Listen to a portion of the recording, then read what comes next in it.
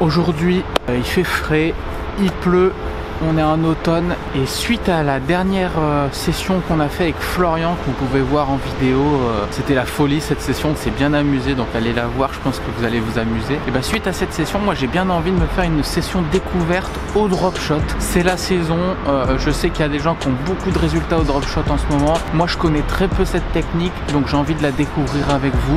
J'espère qu'il va y avoir du poisson, les conditions sont pas faciles, je vais devoir pêcher un peu abrité parce qu'il fait pas beau. Donc voilà, j'espère que ça va marcher. Allez, on va voir ça, on va voir s'il y a de la poiscaille.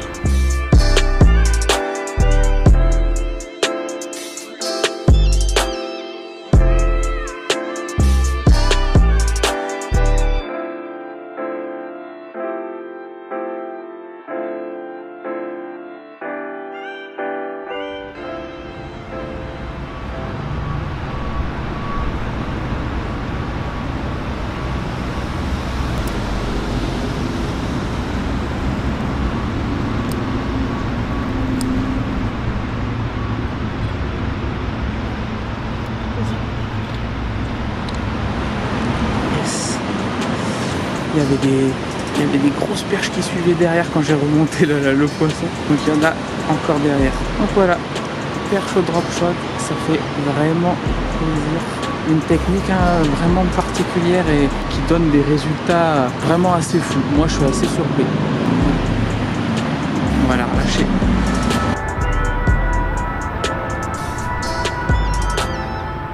Ce que je reproche un peu à cette technique, c'est qu'il n'y a pas trop de prospection. Ça va être très difficile de localiser le poisson, de prospecter, de voir les poissons actifs, tout ça. Ça, c'est quelque chose que je trouve qu'on a vraiment du mal avec le drop shot. Par contre, c'est idéal pour pêcher des spots marqués. Moi, ce que je vous conseille, c'est de pêcher que les spots marqués, les spots qui vous semblent riches en poissons.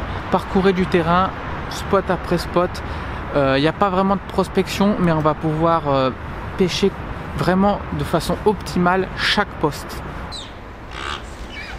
Faut que je fasse gaffe. Je sais pas de quoi il parle, mais... Ah, poisson. Encore une fois, très profond. Bien piqué. Petite perche.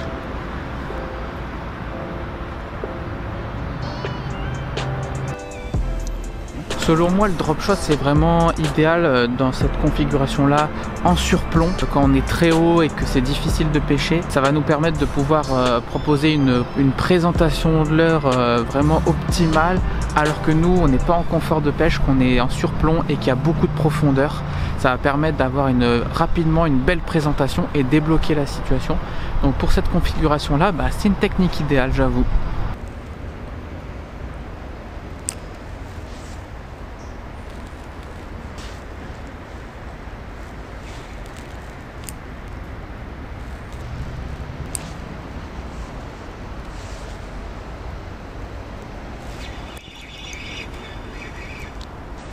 Cool. Prise vraiment en profondeur. Le drop shot c'est ça aussi, ça permet de pêcher des spots très très profonds qu'on a un peu du mal avec une tête plombée, donc c'est très intéressant.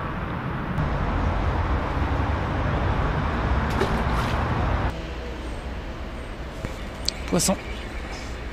Ah, c'est tout petit là, hein. Il monte pas en taille, hein. Les touches sont vraiment subtiles. Le montage drop shot est un montage très simple, il vous suffit d'avoir un bas de ligne en fluorocarbone. Moi j'utilise du 25 centièmes parce que je suis en street fishing, il peut y avoir des gros poissons, il y a de l'abrasion, il y a des structures, il y a tout en street fishing. Donc ça permet d'avoir un truc un peu plus costaud, mais vous pouvez très bien descendre en 16 centièmes, en 18 centièmes. Vous avez touché souvent les petits carnassiers dans tous les cas. Sur ce fluorocarbone va se placer un hameçon. Donc là c'est un hameçon waki, vous prenez un hameçon simple de petite taille. Il existe aussi des hameçons avec un émerillon compris dessus. Voilà, ça peut présenter un peu mieux le leurre, ça peut être un peu plus pratique, mais un hameçon simple, ça fait très bien l'affaire. Et ensuite, à la fin de ce fluorocarbone, vous allez avoir un plomb. Ce plomb va tout simplement se placer au fond de l'eau, ce qui va vous permettre de présenter votre leurre entre deux eaux avec une présentation optimale. Il va vous falloir placer votre hameçon sur votre fluorocarbone à l'aide d'un nœud un peu spécial mais qui est très simple. Vous allez le trouver sur internet en 2 secondes. Et ensuite le plomb il va se placer sur le fil à l'aide d'un pince-fil. Donc je vous remonte le montage tout simplement. Tac, un plomb. Entre votre hameçon et votre plomb, moi je mets à peu près une dizaine de centimètres. Après ça dépend de votre lieu de pêche et de la profondeur de votre eau et comment vous voulez présenter votre leurre tout simplement. Donc ça c'est assez libre. Au niveau des plombs, là j'utilisais un 3 grammes. Vous pouvez utiliser aussi des 5 grammes, c'est un peu plus idéal, c'est le bon compromis. Pourquoi pas monter à 7 grammes voire 10 grammes, c'est aussi possible selon encore une fois le lieu de pêche et la profondeur. 5 grammes est un bon compromis. Très important, je vous conseille d'utiliser des plombs cylindriques comme ceci. Ça permet de beaucoup moins vous accrocher. Moi j'ai pêché avec des plombs ronds en début de session, c'est la galère, vous vous accrochez tout le temps. Donc voilà, plomb cylindrique, c'est très bien.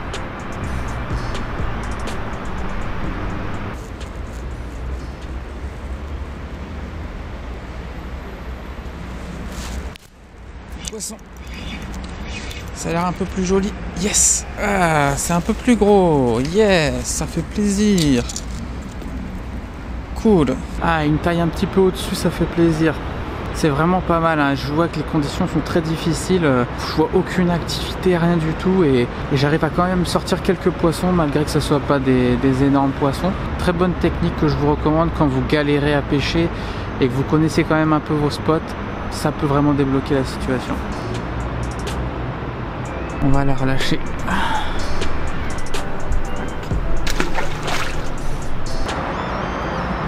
Si en regardant cette vidéo vous vous posez la question de quelle canne utiliser pour la technique du drop shot, moi je vous recommanderais quelque chose de light, medium light, pour vous faire plaisir avec les sensations et pouvoir utiliser des petits leurres. Et je vous conseille vraiment une action fast, extra fast pour vraiment ressentir les touches parce que parfois c'est très subtil et c'est une technique où parfois on a des touches très subtiles, il faut être très concentré et avoir du matériel qui transmette bien les sensations.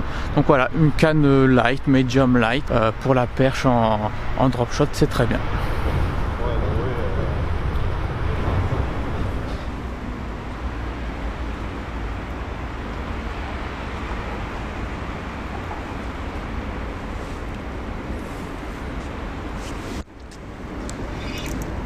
Poisson.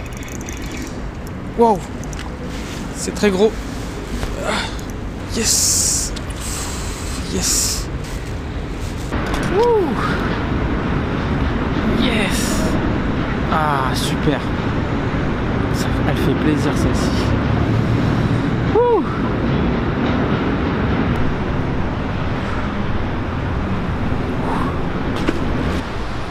Aujourd'hui, niveau leurre, moi j'ai utilisé pour le drop shot des petits chats de 2 pouces très souples.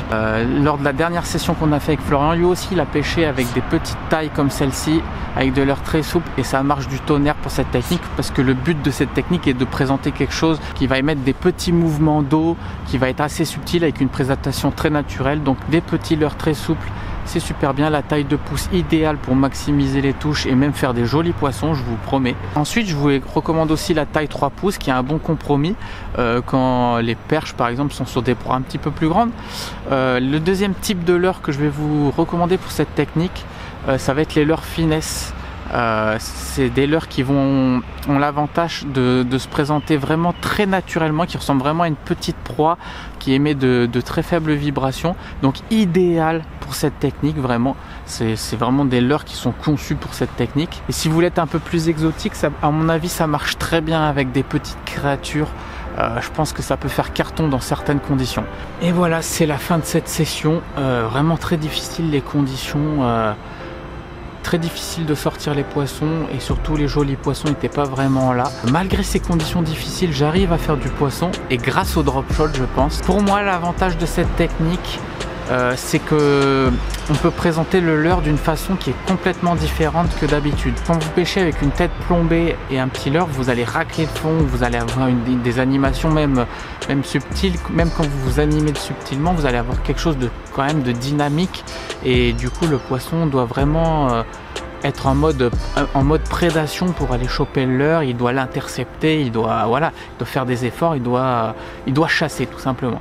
Alors que là, vous allez pouvoir toucher les poissons qui sont pas du tout actifs, qui sont juste en banc ou qui sont juste sur les spots en repos.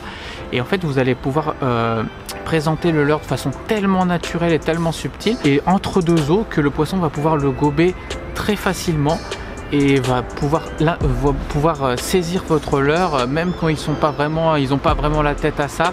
Si vous présentez, on va dire, un leurre en drop shot devant un poisson, je pense qu'il peut que craquer, il prend ça comme un appât naturel.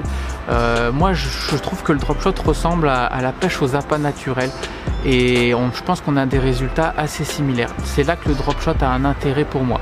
Donc pour moi le drop shot c'est validé.